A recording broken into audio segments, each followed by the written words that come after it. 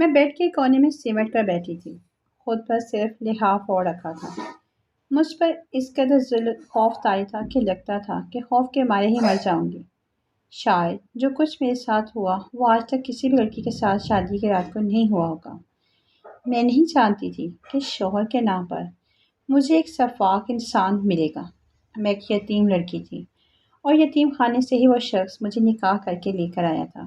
میں جانتی تھی کہ میرا آگے پیچھے کوئی ایسا نہیں جو کہ میرے شوہر سے اس کی رویے کی پاس پرست کر سکے۔ بے بسی مجبوری میرے پاؤں کی سب سے بڑی زنجیر بن گئی تھی۔ شادی کی رات میں نے بہت زیادہ خواب تو نہیں دیکھے تھے کیونکہ میں جانتی تھی کہ میں ایک یتیم خانے سے آئی ہوں۔ ہمارے لیے تو یہی بہت ہوتا ہے کہ ایک سہارا ہمیں مل جائے۔ وہ شخص 40 کے لگ بھگ تھا، دیکھنے میں بھی قبول صورت اور مناسب سا تھا، لیکن میں 20 سال کی خوبصورت الہڑ حسینہ تھی۔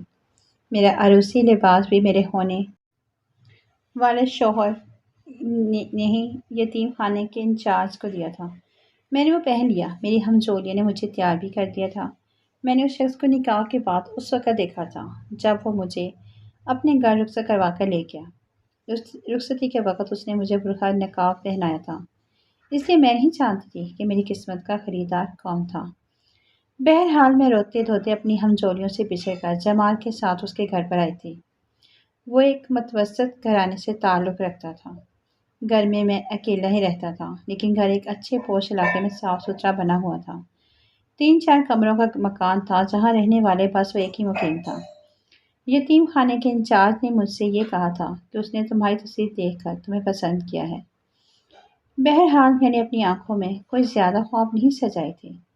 میرا ہاتھ تھام کر جمال نے مجھے کمرے میں بٹھایا تھا، پھر کہنے لگا کہ اپنا برقع اتار دو، میں کچھ دیر بعد آتا ہوں۔ یہ کہہ کر وہ کمرے سے چلا گیا۔ میں نے اپنا نقاب اور برقع اتارا، کمرے کو ستائشی نظروں سے دیکھا کیونکہ کافی خوبصورت فرنیچر میرے کمرے میں سجایا گیا تھا اور اس وقت تو پورا کمرہ پھولوں سے مہک رہا تھا۔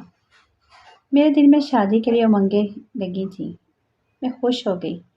اب تک کی محرومیاں مجھے جمال کے گھر پر پوری ہوتی ہوئی نظر آ رہی تھی، لیکن میں نہیں جانتی تھی کہ یہ میری آزمائشوں کی ابتدا ہے۔ بہرحال کچھ دیر بعد جب جمال کمرے میں داخل ہوا تو اسے دیکھ کر میرا دل یک بارگی سے دھڑکا تھا۔ اس کی سانولی رنگت، بھدے نقش اور بڑا وجود دیکھ کر میرا دل تو جیسے سیز کر رہ گیا تھا۔ مجھے لگا کہ یتیم خانے کے انچارج نے میرے ساتھ بہت بڑی زیادتی کر دی ہے، لیکن بہرحال یہ میری قسمت تھی اور میں اپنی قسمت سے لڑ نہیں سکتی تھی۔ ماں باپ تو تھے نہیں جو مجھ سے میرے رشتے کی بابت دریافت کرتے تھے۔ مجھے تصویر دکھا کر میری رضا بندی پوچھ رہے تھے۔ یتیم خانے میں تو جو رشتہ آ جائے بس لڑکیوں کو بیاہ دیا جاتا ہے۔ میں نے اپنا دل بڑا کیا اور یہ سوچا کہ چلو ہوتے ہوتے مجھے اپنے شوہر سے محبت ہو ہی جائے گی۔ میں نہیں جانتی تھی کہ وہ شوہر نہیں بلکہ ایک شفاق انسان ہے۔ شادی کی رات بجائے میرے پاس بیٹھنے کے وہ سامنے اپنی ریوالونگ چیئر پر بیٹھ گیا، اپنی ٹانگ پر ٹانگ رکھ کر جیب سے سگریٹ نکالی اور پینے لگا۔ میں دلہن بنی بیڈ پر سمٹ کر بیٹھی ہوئی تھی، اس کی بے باک نظریں میرے پورے وجود پر سفر کر رہی تھی۔ میں اس وقت بے حد نروس تھی، کچھ فطری سی بات تھی اور کچھ مجھے اپنے شوہر کی نظریں اچھی نہیں لگ رہی تھی۔ مجھے وہ راحت اور سکون ہی بخش رہی تھی جیسا کہ اس رشتے کا تقاضا ہوتا ہے۔ سگریٹ پیتے ہوئے اس نے مجھے کہا، اے لڑکی اپنا دوپٹہ اتارو۔ یہ سن کر برجستہ میں نے اسے دیکھا تھا۔ میں نے اس کی جانب دیکھا تھا، میری آنکھوں میں حیرت تھی۔ شوہر کو تو چاہیے تھا کہ میرے پاس بیٹھتا، مجھے اعتماد میں لینے کی کوشش کرتا، لیکن اس نے جو کچھ میرے ساتھ کیا ناقابل فہم سی بات تھی۔ بڑا متکبرانہ تاثرات میرے شوہر کے چہرے پر دیکھ کر مزید گھبرائی تھی۔ سمجھ نہیں پا رہی تھی کہ کیا کروں اور کیا نہ کروں۔ اب میں عجیب سی کیفیت میں مبتلا تھی کہ بھلا یہ کیا طریقہ ہے۔ جب اس نے دوبارہ سے سخت لہجے میں کہا، تمہیں سنائی نہیں دیتا، اپنا دوپٹہ اتارو۔ میں گھبرا کر اپنے دوپٹے سے پنیں اتارنے لگی، میرے ہاتھ خوف کے مارے لرز رہے تھے۔ جمال سامنے بیٹھا سگریٹ پہ سگریٹ پی رہا تھا اور میری طرف ٹکٹکی باندھے دیکھ رہا تھا۔ کچھ میں اس کی نظروں سے نروس سے ہو رہی تھی اور کچھ اس کی عجیب سی فرمائش پر۔ بہرحال میں نے اپنا عروسی دوپٹہ اتار کر بیڈ پر رکھ دیا۔ اب تو اس کی چبھتی نظریں مجھے مزید الجھن میں مبتلا کر رہی تھیں۔ مجھے شرم سے محسوس ہو رہی تھی۔ وہ کہنے لگا، اپنے زیورات بھی اتارو۔ اس کی ہر بات مجھے پریشانی میں مبتلا کر رہی تھی۔ میں نے آہستہ آہستہ سے اپنے سارے زیورات اتار کے رکھ دیے، لیکن اس کے بعد جو کچھ اس نے مجھ سے کہا، میں نے صاف انکار کر دیا اور فوراً بیڈ سے کھڑی ہو گئی۔ میرے انکار پر تو جیسے جمال کی آنکھیں لہو رنگ ہوئی تھیں۔ وہ غصے سے کھڑا ہو گیا اور میرے پاس آ گیا، کہنے لگا، تمہیں سنائی نہیں دے رہا میں نے تم سے کیا کہا ہے؟ اس کے لہجے نے میری جان ہی ہوا کی تھی۔ میں نے کہا، میں آپ کی یہ بات نہیں مان سکتی۔ وہ غصے سے کہنے لگا، اگر میری بات سے تم نے انکار کیا نا تو میں تمہارا حشر بھی کاٹ کے رکھ دوں گا۔ لیکن میں کسی قیمت پر اس کی بات نہیں مان سکتی تھی۔ میں نے کہا کہ میں یہ سب نہیں کر سکتی۔ اس نے ایک زوردار تھپڑ میرے منہ پر مار دیا، کہنے لگا، کمینی، اپنی اوقات بھول گئی ہے کہ میں تمہیں کہاں سے اٹھا کر لایا ہوں؟ پاؤں کی جوتی کے برابر بھی نہیں ہے تم۔ اگر میری بات سے اختلاف کیا تو جان سے مار ڈالوں گا۔ اس کے غضب ناک لہجے پہ میرا دل سوکھے پتے کی طرح کانپا تھا۔ میں رونے لگی۔ مجھے ایسے سخت رویے کی امید نہیں تھی۔ میں گھبرا کر ذرا سا پیچھے ہٹی تو اس نے میرے بالوں سے مجھے پکڑ کر اپنے قریب کیا۔ میرے چہرے کی برابر چہرہ لا کر غصے سے اپنی لہو رنگ آنکھیں میری آنکھوں میں گاڑتے ہوئے نہایت سخت لہجے سے کہا، چلو وہ کرو جو میں نے تمہیں کہا ہے۔ میری آنکھوں سے بدتریج آنسو بہنے لگے۔ میں نے اس بے رحم شخص کے سامنے ہاتھ جوڑے اور کہا، مجھ سے ایسا کام مت کراؤ، میں یہ سب نہیں کر سکتی۔ عورت تو حیا کا پیکر ہوتی ہے، اسی میں ہی رہنے دو تو بہتر ہے۔ میری بات سن کر وہ ہنسنے لگا، کہنے لگا، جس جگہ سے تم آئی ہو نا، کیا میں واقف نہیں کہ وہاں کیا کچھ نہیں ہوتا؟ میرے سامنے زیادہ ڈرامے بازی مت کرو۔ میں جانتا ہوں کہ یتیم خانے کی آڑ میں کیا کیا وہاں پر رنگ رلیاں بنائی جاتی ہیں۔ جب تم وہاں موجود مردوں کے دل بہلا سکتی ہو تو پھر تو میں تو زیادہ حق رکھتا ہوں۔ آخر تمہیں زمین سے اٹھا کر میں نے آسمان پر لا کے رکھ دیا ہے۔ اگر تم چاہتے ہو کہ میرا رویہ تمہارے ساتھ اچھا رہے تو جو میں تمہیں کہہ رہا ہوں وہ کرو۔ میں اسے حیرت سے دیکھ رہی تھی۔ ہمارا یتیم خانہ بالکل بھی ویسا نہیں تھا جیسا وہ سمجھ رہا تھا۔ ہماری انچارج بہت اچھی تھی اور ہمیں اس نے بالکل ماں کی طرح ہی پالا تھا۔ ہماری حفاظت بھی کی تھی۔ میں یہ نہیں جانتی تھی کہ دوسرے یتیم خانوں میں یتیم لڑکیاں اور عورتوں کے ساتھ کیسا برتاؤ کیا جاتا ہے اور کون سے کھیل کھیلے جاتے ہیں، لیکن میں نے جب سے اس یتیم خانے میں آنکھ کھولی تھی، ہماری حفاظت بالکل ایسے ہی کی گئی تھی جیسے سگی بیٹیوں کی جاتی ہے۔ میں نے جمال سے کہا، آپ کو غلط فہمی ہوئی ہے جمال، ایسا کچھ نہیں جیسا آپ سوچ رہے ہیں۔ اس سے پہلے کہ میں کچھ اور کہتی، اس نے اپنے ہاتھ کی گرفت اور بھی مضبوط کی تھی۔ میرے بالوں کو پوری طرح سے کھینچا، کہنے لگا، بکو مت، مجھے سمجھانے کی کوشش مت کرو، اتارو اپنا یہ لباس۔ یہ کہہ کر اس نے مجھے پیچھے دھکیلتے ہوئے چھوڑا تھا۔ میں زمین پر گرتے گرتے بچی تھی۔ میں نے تو سنا تھا کہ شوہر بیوی کا لباس ہوتا ہے۔ اللہ میاں بیوی کا رشتہ بہت ہی پاکیزہ ہے بنایا ہے، شرم و حیا کا حکم دیا ہے۔ میاں بیوی کو ایک دوسرے کا لباس اس لیے کہا ہے کیونکہ لباس انسان کو ڈھانپ لیتا ہے۔ ایک ایسا شوہر تھا جو مجھے بے حجاب کرنے پر تلا ہوا تھا، وہ بھی یوں۔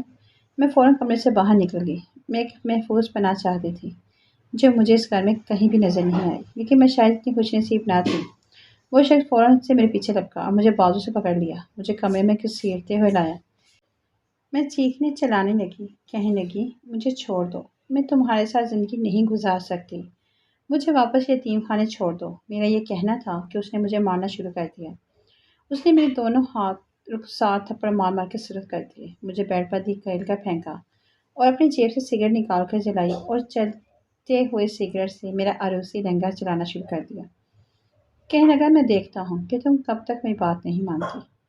میں تو یہ سب دیکھ کر ہی حواس باختہ ہو گئی تھی۔ میرا لہنگا پوری طرح سے جلنے لگا تھا۔ اس سے پہلے کہ لہنگے کے ساتھ میں بھی چلنا شروع ہو جاتی، میں نے اسے اتار دیا اور خود پر لحاف اوڑھ لیا۔ مجھے یہ بے بس دیکھ کر وہ ہنستا ہوا کمرے سے باہر نکل گیا۔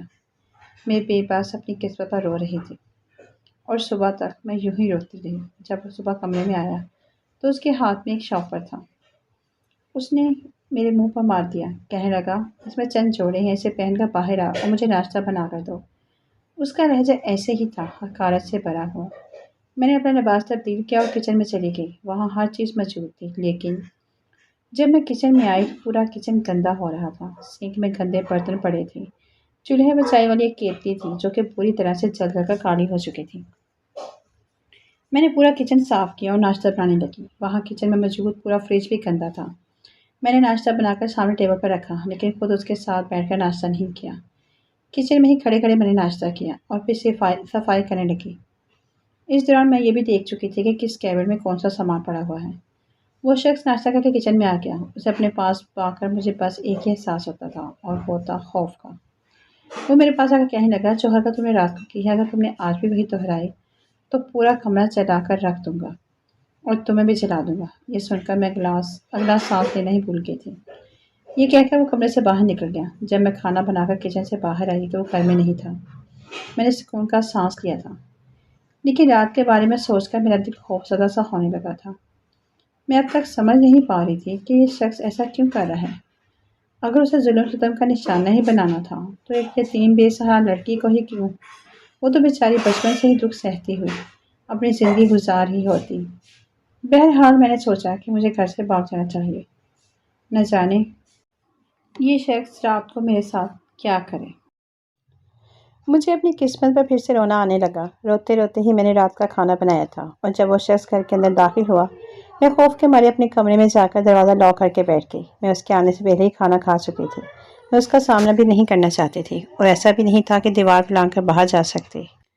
دیواروں کے اوپر بھی اس نے بڑے بڑے جنگلے لگا رکھے تھے کہ جن کو پھلانگنا مجھ جیسی لڑکی کے بس کی بات نہ تھی۔ میں نے تمام کمروں کی کھڑکیاں کھول کر دیکھی لیکن سب پر لوہے کا جنگلہ لگا ہوا تھا۔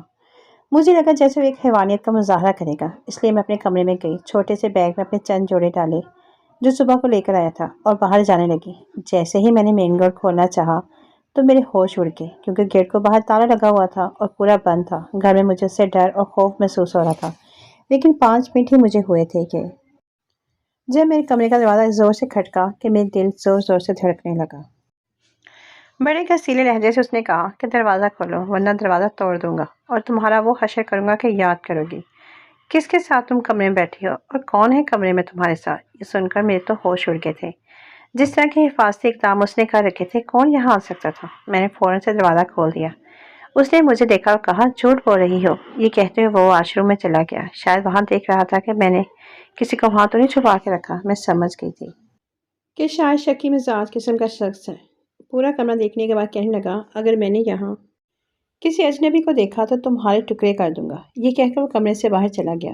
رات کو شخص کی پھر سے وہی ایک بات تھی جو مجھے میری ہی نظروں میں گرانے کے لیے کافی تھی، لیکن اس بار میں نے اختلاف نہیں کیا کیونکہ مجھ میں مار کھانے کی ہمت نہ تھی۔ مجھے حیرت اس بات پر ہوئی کہ وہ شخص کمرے سے باہر نکل کر چلا گیا تھا۔ اس نے اب تک مجھے چھوا تک نہ تھا، اب تو ہر روز یہ ہونے لگا تھا۔ وہ شخص مجھے بے حجاب کر کے باہر نکل جاتا تھا، پوری رات کمرے میں نہیں آتا تھا۔ ہمارے گھر میں رات کو چور گھس آئے۔ میں اس وقت گہری نیند میں تھی جب مجھے کمرے کے باہر شور سا سنائی دیا۔ مجھے لگا جیسے میرا شوہر کسی سے لڑ رہا ہے۔ جیسے ہی میں کمرے سے باہر نکلی، سامنے 2 مردوں کو اپنے شوہر کے سر پر پسٹل تانے دیکھا۔ میرا شوہر زخمی حالت میں تھا۔ یہ دیکھ کر تو میری حالت ہی خراب ہونے لگی۔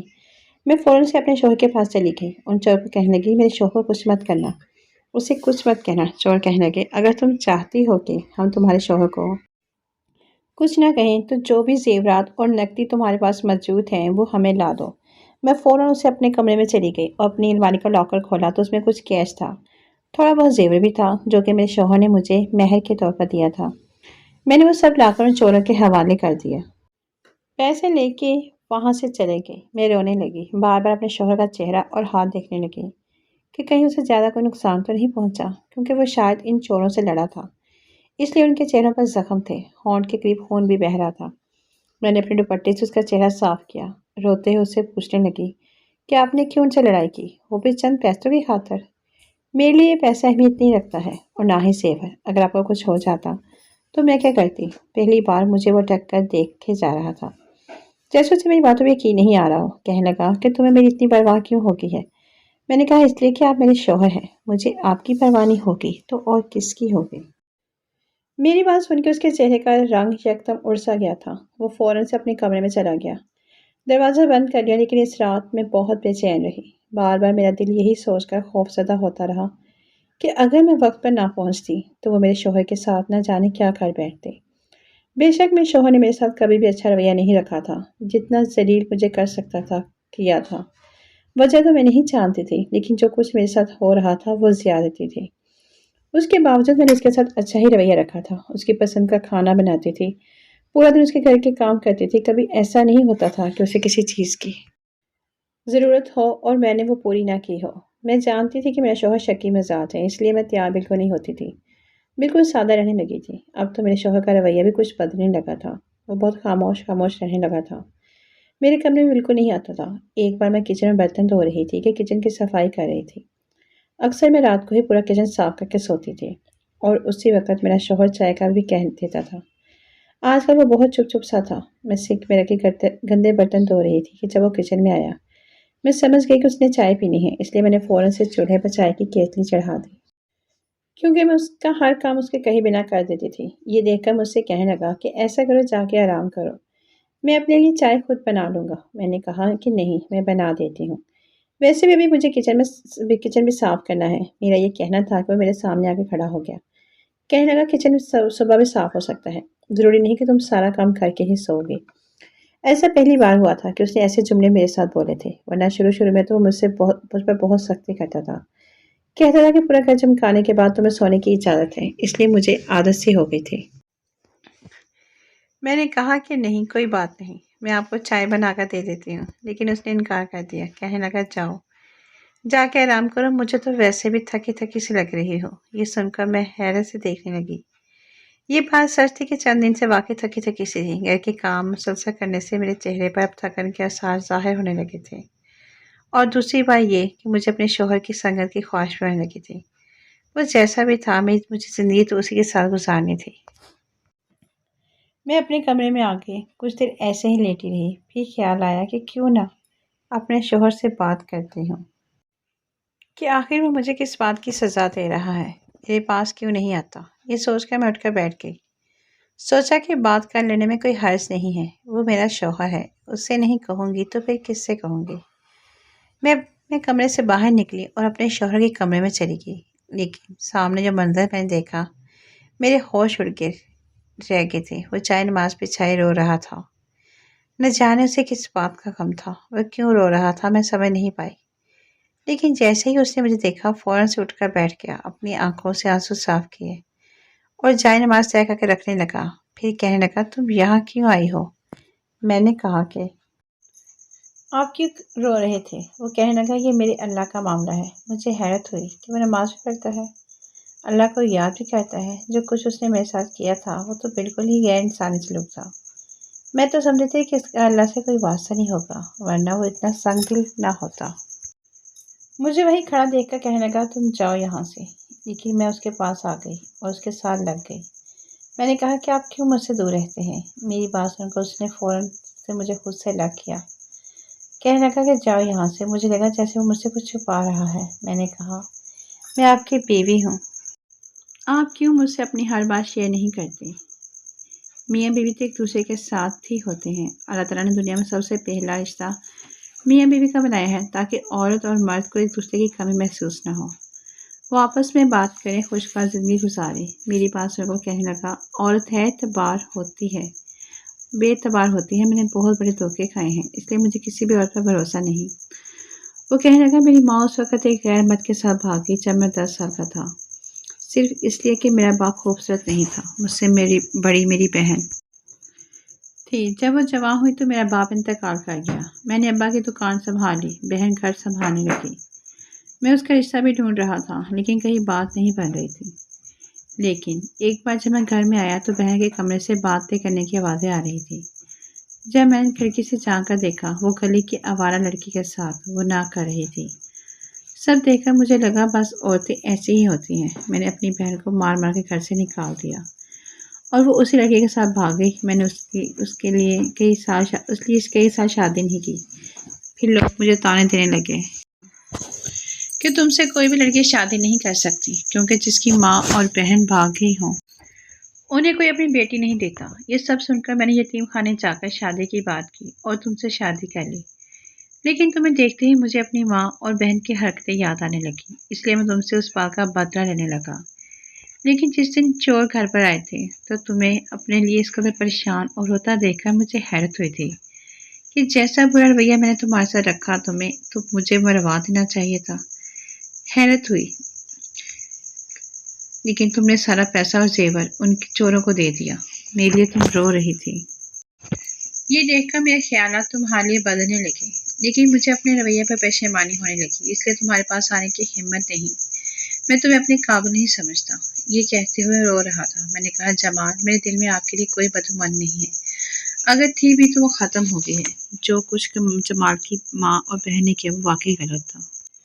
کسی بھی مرد کو بدگمان کر سکتا تھا۔